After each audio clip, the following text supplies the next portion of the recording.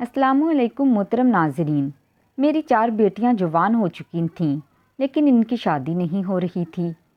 میں انہیں ہر وقت پردے میں رکھتا۔ کرایہ دار کا بیٹا کینیڈا سے واپس آیا تو روز مجھے کہتا اپنی ایک بیٹی کی شادی مجھ سے کر دو، باقی بیٹیوں کی شادی 1 سال میں ہو جائے گی۔ ایک دن مجبور ہو کر سب سے چھوٹی بیٹی کی شادی کر دی اور وہ کینیڈا چلی گئی۔ پھر 1 سال میں باقی بیٹیوں کی شادی ہو گئی۔ کرایہ دار گھر چھوڑ کر چلے گئے، پھر کبھی واپس نہ آئے۔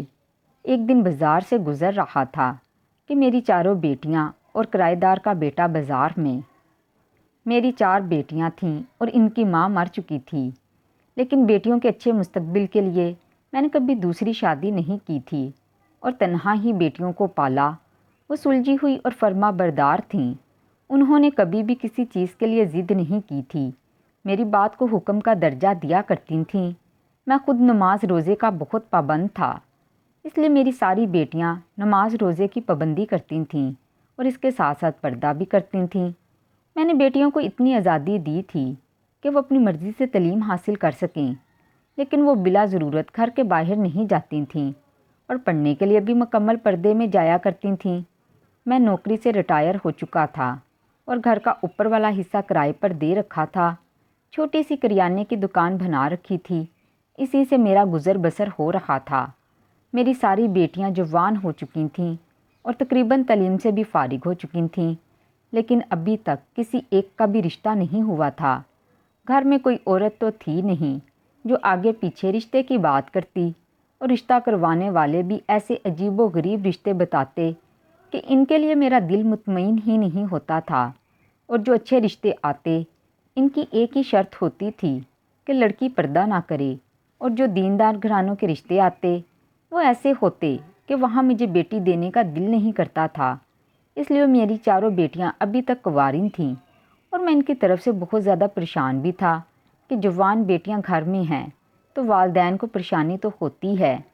ہمارے کرایہ دار بس 2 میاں بیوی تھے اور وہ بھی بڑی عمر کے تھے، اس لیے مجھے ان کی طرف سے بھی کوئی مسئلہ نہیں تھا۔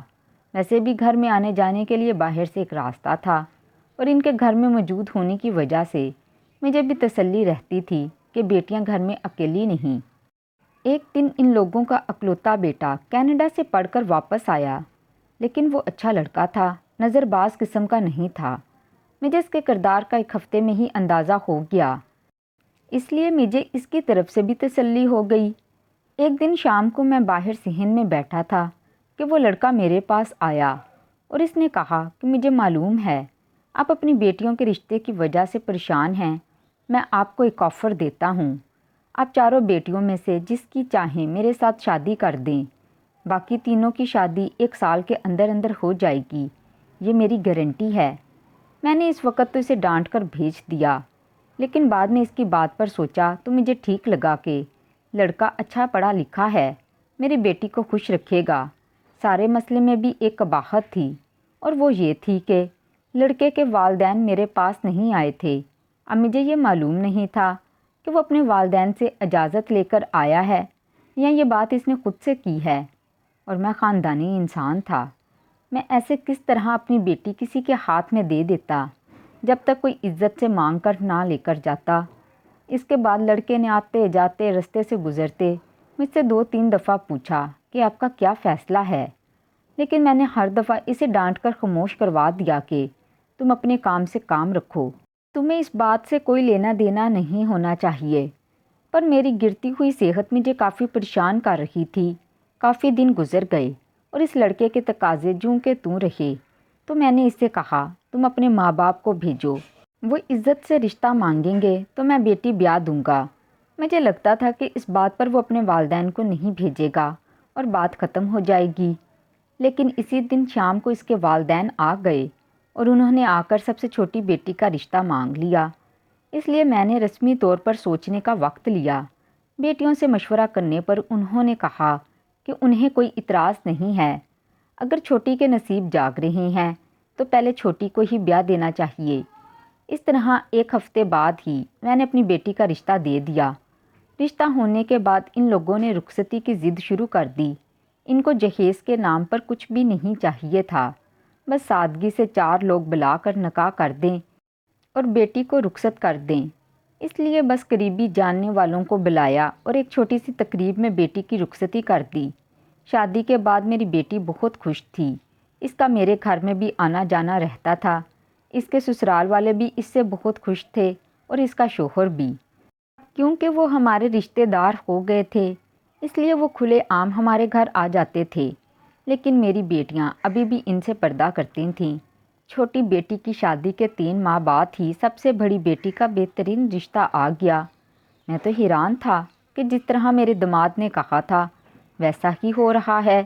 اس کے سسرال والوں کو بھی شادی کی جلدی تھی، لیکن جہیز سے ان لوگوں نے بھی سختی سے منع کر دیا تھا۔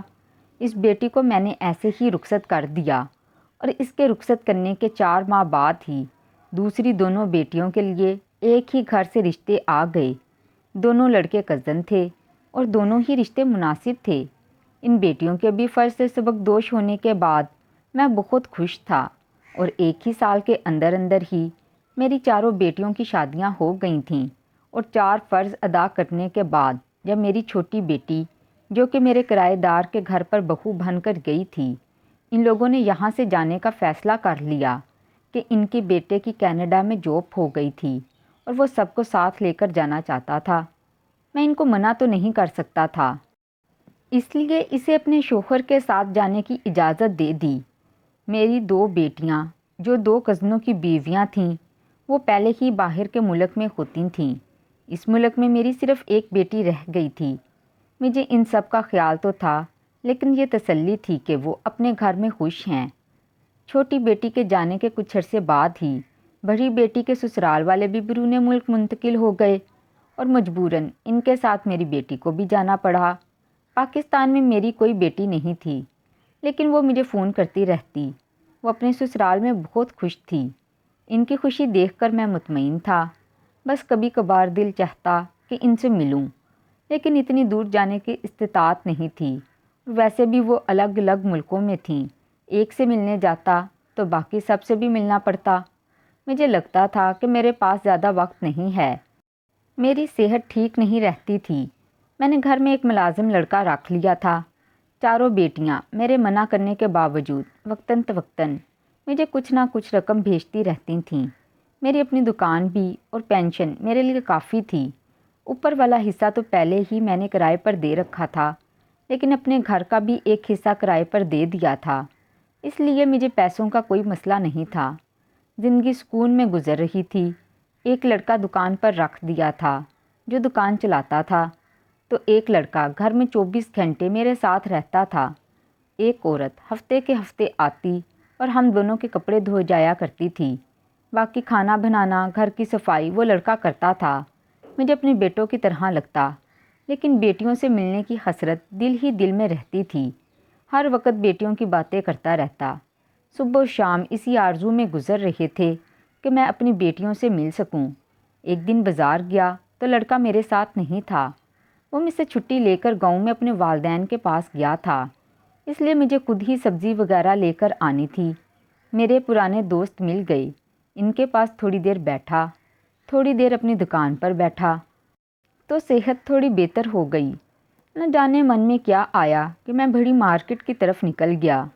میں اس مارکیٹ کی طرف جانے سے کتراتا تھا۔ ایک تو رش بہت ہوتا تھا اور دوسرا وہاں سارے بڑے بڑے مال تھے جو ہماری پہنچ سے باہر ہوا کرتے تھے۔ لیکن اب جانے کی ایک وجہ تھی۔ میں اس لڑکے کے لیے اچھے کپڑے خریدنا چاہتا تھا جو گھر بار چھوڑ کر میری خدمت کر رہا تھا، لیکن مجھے کیا معلوم تھا کہ اس مارکیٹ میں جانا ہی میرے لیے عذاب بن جائے گا۔ میں مارکیٹ میں داخل ہوا تو مجھے ایسا لگا کہ جیسے میں نے اپنی بیٹی کو دیکھا ہو، لیکن مجھے اپنا وہم لگا کہ میری تو کوئی بیٹی پاکستان میں ہے ہی نہیں۔ میں وہم سمجھ کر آگے بڑھ گیا، لیکن خدا کا کرنا ایسا ہوا، جس مال میں داخل ہوا وہاں میری چاروں بیٹیاں کھڑی تھیں اور ان کے ساتھ وہی لڑکا جو میری سب سے چھوٹی بیٹی کا شوہر تھا، وہ کھڑا تھا۔ پانچوں کے پانچوں کسی بات پر کہکا لگا کر ہنس رہے تھے۔ میں تو اپنی بیٹیوں کو ایسے پاکستان میں دیکھ کر دنگ رہ گیا تھا۔ مجھے شدید غصہ آیا کہ اگر وہ پاکستان آئی بھی تھیں تو سب سے پہلے مجھ سے ملنا چاہیے تھا، لیکن وہ ایسے مالز میں گھوم رہے ہیں اور اپنے باپ سے ملنے نہیں آئیں۔ لیکن اس کے علاوہ ایک اور چیز تھی جس نے مجھے روک لیا۔ کہ میں ان کو آواز دوں۔ شاید ان میں سے بھی کسی کی نظر مجھ پہ پڑ گئی تھی اور پانچوں فوراً ہی وہاں سے چلے گئے، اور ان میں سے کسی نے بھی مجھ سے ملنے کی ضرورت محسوس نہیں کی، اور انہوں نے ایسے ظاہر کیا جیسے انہوں نے مجھے دیکھا ہی نہ ہو۔ میں کیسے گھر پہنچا مجھے معلوم نہیں تھا۔ رہ رہ کر وہ منظر میری آنکھوں کے سامنے آتا، اور کبھی مجھے دکھ سے دوچار کرتا تو کبھی غصے سے، اور کبھی مجھے بے بسی محسوس ہوتی۔ گھر میں کوئی تھا بھی نہیں، میں اکیلا ہی بیٹھ کر روتا رہا۔ کوئی چپ کروانے والا بھی نہ تھا۔ جانے کس وقت میرے دماغ میں درد اٹھا، میں بے ہوش ہو گیا۔ شاید اسی حالت میں اللہ کو پیارا ہو جاتا، لیکن ابھی اس راز سے پردہ میرے رب نے اٹھایا نہیں تھا۔ اس لیے ہمارے کرایہ داروں میں سے کوئی ہمارے گھر آیا اور مجھے اس حالت میں دیکھ کر فوراً ہی اٹھا کر ہسپتال لے گیا، جہاں ڈاکٹرز نے بتایا کہ شدید قسم کے ذہنی دباؤ کی وجہ سے ان کے دماغ کی نس پھٹ گئی ہے۔ 3 دن انڈر آبزرویشن رہنے کے بعد میری طبیعت بہتر ہونا شروع ہوئی، لیکن مجھے ہوش میں آتا تو وہ منظر میری آنکھوں کے سامنے آ جاتا تھا، اور مجھے پھر شدید غصہ آنے لگتا، جس کی وجہ سے میرے سر میں درد شروع ہو جاتا، اور پھر ڈاکٹرز انجیکشن لگا دیتے۔ 10 دن ایسے ہی گزر گئے۔ آخر میں نے خود کو سنبھال لیا، اور ڈاکٹرز نے بہت ساری احتیاطی تدابیر کے ساتھ مجھے گھر بھیج دیا۔ اس دوران وہ لڑکا بھی گاؤں سے واپس آ گیا تھا، اور اس دفعہ آتے ہوئے اپنے ساتھ اپنے ماں باپ کو بھی لے آیا تھا تاکہ اچھے سے میری دیکھ بھال ہو سکے۔ جس دن میں ہسپتال سے گھر آیا، اس دن میری سب سے بڑی بیٹی کا فون آیا، لیکن میں نے غصے سے فون اٹھانے سے انکار کر دیا اور نہ ہی کسی اور کو فون اٹھانے دیا۔ اس دن میری چاروں بیٹیوں کے فون آتے رہے، لیکن میں نے کسی کا بھی فون اٹینڈ نہیں کیا کیونکہ میں ان سب پر شدید غصے میں تھا۔ لیکن اس سے کیا فائدہ، کیونکہ دل ہی دل میں بیٹیوں سے ملنے کو تڑپ تو میں بھی رہا تھا، مگر ایک ضد تھی کہ مجھے ان کا فون نہیں اٹھانا۔ جب وہ پاکستان میں ہیں تو ان کو چاہیے کہ مجھ سے ملنے آتی، لیکن ایک ہفتہ گزر گیا، ان کا فون کبھی کبھی آتا رہتا جو میں نہیں اٹھاتا تھا، مگر ان میں سے کوئی بھی ملنے نہیں آیا۔ مجھے فکر ہونے لگی کہ میری بیٹی اتنی بے وفا تو نہیں کہ پاکستان میں ہوں اور اپنے باپ سے نہ ملنے آئیں، اور وہ بھی اس صورتحال میں کہ جب میں ان کا فون تک نہیں اٹھا رہا، باپ ہونا اپنی شفقت سے مجبور ہو گیا، اور جب سب سے چھوٹی بیٹی کا فون آیا تو میں نے اٹھا لیا۔ وہ سب سے چھوٹی ہونے کی وجہ سے میری لاڈلی بھی بہت تھی۔ سلام دعا کے بعد اس نے فوراً پوچھا کہ آپ میرا فون کیوں نہیں اٹھا رہے تھے؟ باجیاں بھی بتا رہی تھیں آپ ان کا فون بھی نہیں اٹھا رہے، آپ کی طبیعت تو ٹھیک ہے نا؟ میں اس کے لہجے میں موجود فکر محسوس کر کے حیران رہ گیا، اور میں سوچ رہا تھا کہ فون اٹھاتے ہی پہلے اس سے یہ پوچھوں گا کہ مجھ سے ملنے کیوں نہیں آئی۔ اس کے لہجے میں موجود فکر اور تڑپ نے مجھے پریشان کر دیا کہ میری بیٹی اگر مجھ سے اتنا پیار کرتی ہے تو آخر ایسی کیا وجہ ہے کیوں مجھ سے ملنے نہیں آتی ہے۔ میں نے جب اس سے پوچھا کہ وہ کب پاکستان آئے گی تو اس نے بتایا کہ اس کے سسرال والوں کا ابھی کوئی ارادہ نہیں ہے، لیکن مجھے آپ کی طبیعت ٹھیک نہیں لگ رہی، میں کوشش کروں گی کہ پاکستان آ جاؤں۔ اس کی باتیں سن کر مجھے عجیب لگا کہ وہ اتنے دھڑلے سے اپنے باپ سے جھوٹ کیوں بول رہی ہے، لیکن میں نے 2-4 باتوں کے بعد فون بند کر دیا۔ اب میں نے سوچا کہ مجھے باقی سب سے بھی بات کرنی چاہیے، ان میں سے کوئی تو سچ بولے گا۔ مجھے اپنی بیٹیوں پر غصہ آنے کے ساتھ ساتھ تجسس ہو رہا تھا کہ کوئی تو وجہ ہے جو وہ اپنے باپ سے جھوٹ بول رہی ہیں۔ میری باقی تینوں بیٹیوں نے بھی یہی کہا کہ وہ بھی پاکستان میں نہیں اور نہ ہی ابھی آ سکتی ہیں۔ اگر میں نے خود اپنی آنکھوں سے ان کو دیکھا نہ ہوتا تو شاید یقین کر لیتا کہ میری بیٹیاں نہیں تھیں وہ، کیونکہ ان کے لہجے سے بالکل بھی ایسا محسوس نہیں ہو رہا تھا کہ وہ جھوٹ بول رہی ہیں یا ان کو میری فکر نہیں ہے، بلکہ وہ سب تو میری طبیعت کا سن کر پریشان ہو گئی تھیں اور میرے پاس پہنچنا چاہتی تھیں۔ مجھے بالکل سکون نہیں آ رہا تھا، دل چاہتا تھا کہ فوراً ایک دفعہ بیٹیاں سامنے آئیں اور ان کو گلے سے لگا لوں، اور مجھے خود پر غصہ بھی آ رہا تھا کہ مالز میں بیٹیوں کو دیکھ کر مجھے وہیں ان کو بلا لینا چاہیے تھا، وہاں تو میرے سامنے جھوٹ نہ بول سکتی۔ اس دن کے بعد بہت دفعہ اس مال کے چکر لگا چکا تھا، لیکن پھر وہ مجھے وہاں نظر نہیں آئیں، اور پریشانی مجھے دن بہ دن کمزور کر رہی تھی، صحت گرتی جا رہی تھی۔ میرے کرایہ دار، میرے گھر والے سبھی مجھ سے بہت پیار کرتے تھے اور میرا بہت ہی خیال بھی رکھتے تھے، لیکن ان سب کی موجودگی بھی میرے بیٹیوں کے برابر نہیں ہو سکتی تھی۔ ایک دن میں ویسے ہی بازار میں گھوم رہا تھا۔ شاید دل میں یہ خیال بھی تھا کہ جیسے پہلے مجھے میری بیٹی نظر آئی تھی تو اب بھی نظر آ جائیں، لیکن ہوا یوں کہ میری طبیعت پہلے ہی خراب تھی۔ بازار میں گرمی میں گھومنے کی وجہ سے میرا بی پی لو ہونا شروع ہو گیا اور مجھے محسوس ہونا شروع ہو گیا کہ اب میں مزید نہیں چل سکتا۔ اس لیے میں پاس کے ہوٹل میں گیا۔ وہ 5 اسٹار ہوٹل تھا۔ مجھے کھانا تو نہیں تھا اور قریب ترین ہوٹل وہی تھا، اس لیے میں اس ہوٹل میں چلا گیا۔ جا کر بیٹھا تو ہوٹل کے قانون کے مطابق ویٹر میرے سر پر سوار ہو گیا۔ میں نے اسے اچھا سا جوس لانے کو کہا اور ٹیبل پر پہلے سے موجود جگ میں سے پانی ڈال کر پیا تو طبیعت کچھ بحال ہوئی۔ اب میں نے غور کرنا شروع کیا۔ یہ کوئی بہت ہی اعلیٰ ہوٹل تھا۔ ہر طرف سوٹ میں ملبوس لوگ نظر آ رہے تھے، لیکن مجھے کسی سے کیا لینا تھا؟ میں تو صرف جوس کے انتظار میں تھا کہ طبیعت کچھ بحال ہو۔ تھوڑی دیر میں ہی ویٹر جوس لے کر آ گیا۔ میں نے جوس پی کر بل ادا کیا۔ چلتے چلتے میری نظر دوسری منزل کی بالکنی میں پڑی اور وہ منظر دیکھ کر میں وہیں جم گیا۔ اس بالکنی میں میز کے گرد میری چاروں بیٹیاں بیٹھی ہوئی تھیں۔ میں نے موقع غنیمت جانا اور تیزی سے سیڑھیوں کی طرف بڑھ گیا۔ ان کو تو شاید خیال بھی نہیں ہوگا کہ اس ہوٹل میں ان کا باپ بھی آ سکتا ہے۔ میں تیزی سے اوپر گیا اور سیدھا ان کے ٹیبل کی طرف بڑھا۔ وہ مجھے دیکھ کر پریشان ہو گئیں، لیکن ایسے ظاہر کیا جیسے مجھے جانتی نہ ہوں۔ میں نے ان سے بات کرنے کی کوشش کی تو ایک بیٹی نے مجھے سختی سے یہاں سے جانے کو کہا اور چپکے سے ایک کاغذ میرے ہاتھ میں پکڑا دیا جس پر لکھا تھا، آپ اپنے گھر چلے جائیں، ہم لوگ گھر آتی ہیں اور گھر آ کر بات کریں گے۔ انہوں نے آنکھوں ہی آنکھوں میں وعدہ کیا کہ وہ ضرور آئیں گی اور آج ہی آئیں گی۔ میں جلدی سے گھر چلا جاؤں۔ میں خوشی خوشی گھر آیا۔ اب میں بے چینی سے انتظار کر رہا تھا۔ تھوڑی دیر بعد ایک ٹیکسی سے 2 بیٹیاں آئیں۔ انہوں نے مکمل برقع لیا ہوا تھا۔ ان کے آنے کے 10 منٹ بعد ہی دوسری ٹیکسی آئی اور اس میں میری 2 بیٹیاں بیٹھی ہوئی تھیں۔ وہ بیٹیاں جنہوں نے ہوٹل میں مجھ سے اجنبیوں والا سلوک کیا تھا، وہ آتے ہی مجھ سے لپٹ گئیں اور رونے لگیں۔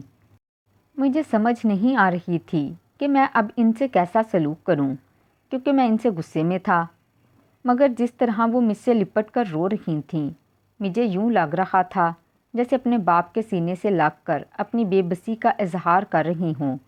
بہت دیر بعد جب جذبات تھوڑے کم ہوئے، سب کو پانی پلانے کے بعد میں نے ان سے پوچھا کہ یہ سب کیا سلسلہ ہے؟ وہ پاکستان میں ہوتے ہوئے بھی اپنے باپ سے ملنے کیوں نہیں آتیں، اور وہ پاکستان میں کیوں ہیں جبکہ ان کے سسرال والے باہر ہوتے ہیں؟ انہوں نے کہا کہ آپ سمجھ لیں کہ آپ کی بیٹیاں باہر ہی ہوتی ہیں۔ ہم جان بوجھ کر آپ سے ملنے نہیں آتی تھیں، کیونکہ اس صورت میں ہم آپ کی جان کو خطرے میں نہیں ڈال سکتی تھیں، مگر آج آپ کو دیکھنے کے بعد خود پر قابو نہیں رہا اور مجبوراً ہمیں یہاں آنا پڑا۔ اب اس کے بعد آپ کے ساتھ کیا ہوگا ہم کچھ کہہ نہیں سکتی۔ مجھے ان کی باتیں سن کر عجیب لگا کہ ایسی بھی کیا بات ہے کہ وہ ایسی بات کر رہی ہیں۔ آخر بیٹیوں کا اپنے باپ سے ملنے میں ایسی کیا قباحت ہے کہ میری جان کو خطرہ لاحق ہو جائے گا؟ اس کا جواب ان سب کے پاس ہی تھا، اس لیے میں نے ان سے ہی پوچھ لیا کہ آخر کیا بات ہے۔ وہ بھی ایک دوسرے کی طرف دیکھ رہی تھیں کہ شاید بتانے کی ہمت کسی میں نہیں تھی۔ آخر کار سب سے بڑی بیٹی ہمت کر کے بولی کہ آپ کو یاد تو ہوگا ہمارے گھر میں جو کرایہ دار رہتے تھے، ان کے بیٹے سے چھوٹی کی شادی کی گئی تھی اور اس نے کہا تھا کہ 1 سال کے اندر آپ کی ساری بیٹیوں کی شادیاں ہو جائیں گی۔ میں نے کہا مجھے یہ بات اچھی طرح سے یاد ہے۔ تو اس نے کہا بات کچھ ایسی ہے کہ ایک دن ہم چاروں صحن میں بیٹھی ہوئی تھیں تو اوپر سے اس کی نظر ہم پر پڑ گئی اور ہماری خوبصورتی کو دیکھ کر ہی اس نے یہ پلان بنایا۔ ہم کیونکہ پردے میں رہتی تھیں، اس لیے ہمارے ارد گرد کے لوگوں نے بھی ہمیں کبھی نہیں دیکھا ہوا تھا اور کوئی رشتہ دار تو ہمارا تھا نہیں، اور جو دوستیں تھیں وہ بھی کالج یونیورسٹی تک تھیں۔ کوئی بھی ایسی دوست نہیں تھی جو ہمیں گھر تک جانتی ہو۔ اس لڑکے نے 1 ہفتے کے اندر ہماری ساری معلومات لے لیں اور پھر اس نے پلان بنایا اور آپ کو رشتہ کروانے پر مجبور کرنے لگا۔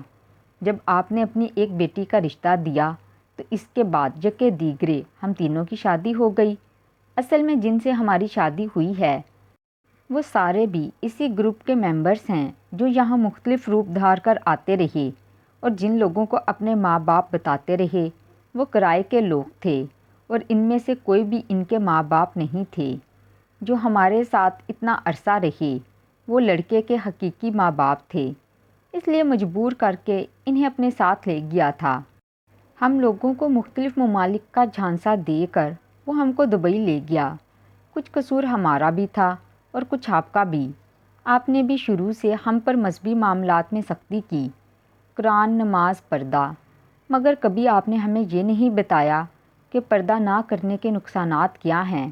آپ نے صرف حکم دیا اور ہم نے اس کو مان لیا، اس کو اپنے دل میں راست نہیں کیا تھا۔ ان کو شاید ہماری کمزوری کا علم ہو گیا تھا، اس لیے سب سے پہلے تو انہوں نے ہمیں ماڈلنگ اور ایکٹنگ کا جھانسا دیا۔ ہمیں یہ ڈر تو نہیں تھا کہ ہمیں کوئی پہچان لے گا، کیونکہ آپ ٹی وی دیکھتے ہی نہیں تھے۔ اس لیے ہمارے کیریئر کی شروعات ماڈلنگ سے ہوئی، کیونکہ ہم لوگ ایک جیسی ہیں، شکل و صورت میں بھی اور قد کاٹ میں بھی تقریباً برابر ہیں۔ اس وجہ سے ہم چاروں بہت ہی مشہور ہو گئیں۔ ہر ڈیزائنر ہم سے ماڈلنگ کروانا چاہتا تھا، بہت سے ڈراموں اور فلموں میں بھی کام کرنا شروع کر دیا۔ ہمیں لگتا تھا کہ ہم بہت کامیاب ہو گئی ہیں، مگر ہمیں کیا معلوم تھا کہ ہم دلدل میں اترتی جا رہی ہیں۔ ہم لوگ ماڈلنگ کے لیے اور شوٹنگ کے لیے دنیا کے ہر ملک میں آتی جاتی تھیں، تو ہمارے ذریعے ان لوگوں نے سمگلنگ کرنا شروع کر دی، جو ہمیں معلوم بھی نہیں تھا، اور ہم لوگ اتنا عرصہ کرتی بھی رہیں، یہاں سے چیزیں وہاں اور وہاں سے یہاں، اور کبھی ہمیں احساس بھی نہیں ہوا۔ ایک دن مجھ سے بیگ کھل گیا اور مجھے معلوم ہوا کہ میرے بیگ میں تو ہیروئن ہے۔ وہ بیگ جو مجھے میری فلم کے ڈائریکٹر نے دیا تھا کہ دوسرے ملک میں جا کر تم نے وہاں کے پروڈیوسر کو دینا ہے۔ ایسی چیزیں ہمیں اکثر دی جاتی تھیں۔ یہ سب لوگ آپس میں ملے ہوئے تھے، جو نہ صرف ہیروئن بلکہ چرس، ہیرے، اسلحہ، اعضائے انسانی، ہر طرح کی اسمگلنگ میں ملوث ہیں، اور یہ سمجھتے ہی ہیں کہ ہم نے یہاں سے نکلنے کی کوشش کی۔